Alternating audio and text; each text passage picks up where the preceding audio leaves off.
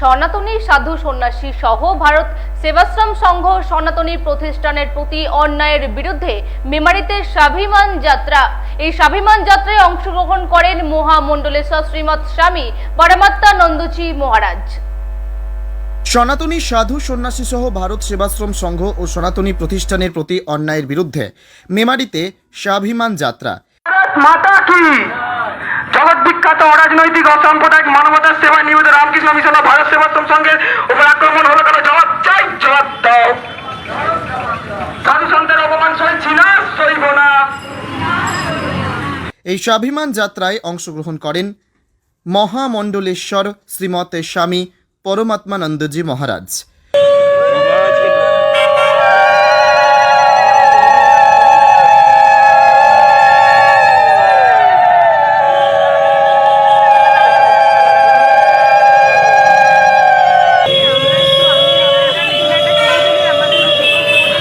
মেমারির বামুনপাড়া মোড় থেকে এই স্বাভিমান যাত্রা শুরু হয়ে স্টেশন বাজার, কৃষ্ণ বাজার হয়ে মেমারি চকদিঘি মোড় সংলগ্ন বিবেকানন্দের পাদদেশে এসে শেষ হয়। ধর্মীয় প্রতিষ্ঠানের উপর ঘৃণা আক্রমণ সইছি না, সইব না।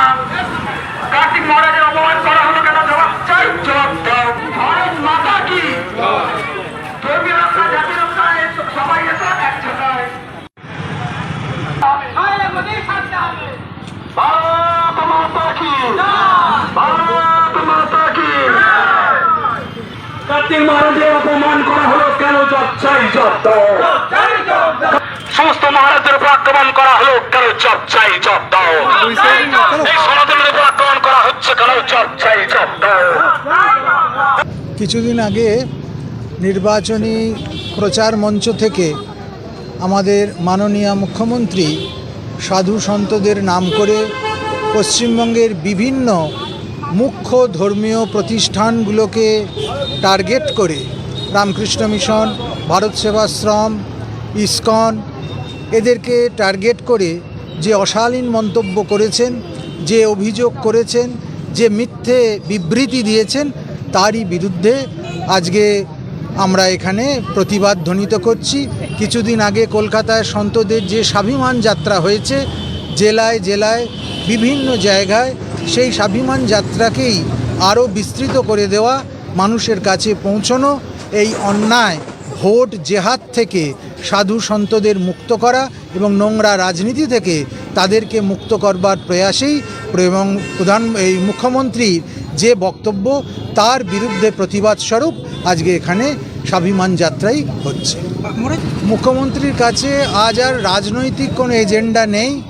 চারিদিকে দুর্নীতি, শিক্ষায়, স্বাস্থ্যে এবং সর্বস্তরে তৃণমূলের যে দেউলিয়া অবস্থা, সেখানে সাধু সন্তদের জোর করে টেনে নিয়ে এসে এই চরম মেরুকরণ করা ছাড়া, হিন্দু এবং মুসলিমের মধ্যে চরম বিভাগ করে দিয়ে 33% যে মুসলিম ভোট তাকে নিশ্চিন্ত করা ছাড়া ওনার আর অন্য কোনো পথ নেই বলেই আজকে উনি সরাসরি হিন্দুদের বিরুদ্ধে, হিন্দুত্বের বিরুদ্ধে, সাধু সন্তদের বিরুদ্ধে মিথ্যা অভিযোগ দিয়ে ধর্ম এবং রাজনীতিকে জড়িয়ে একটা তাণ্ডব করবার চেষ্টা করছে।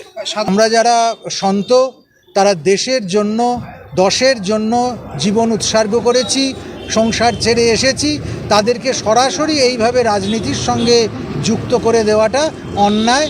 যে প্রচেষ্টা মুখ্যমন্ত্রী করছেন তা অত্যন্ত ঘৃণ্য এবং প্রতিবাদের যোগ্য। যদি উনি এতেই সংযত না হন এবং ওনার এই অন্যায় বিবৃতি যেটা আমরা দেখতে পাচ্ছি, তারপরে উনি নিজেকে সামলাচ্ছেন না, তিনি শুধু সাধু সন্তদের টার্গেট করছেন তাই নয়, তিনি মনীষীদের উক্তিকে, তাদের বাণীকে বিকৃত করছেন।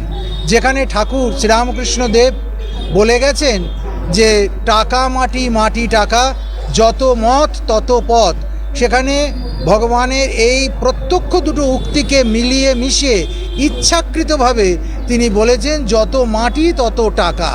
এই রকমভাবে মানুষকে বিভ্রান্ত করে, বিকৃত মন্তব্য করে, মনীষীদের অপমান করে এবং নিজে মনীষী সাজার চেষ্টা করে তিনি আজকে বাঙালির স্বাভিমানে, দেশের স্বাভিমানে, সর্বোপরি হিন্দুত্বের উপর যে আঘাত করছেন তার প্রতিবাদ হওয়া একান্ত প্রয়োজন। দীনেশ শীল ও সুব্রত চক্রবর্তীর রিপোর্ট, পিবি নিউজ।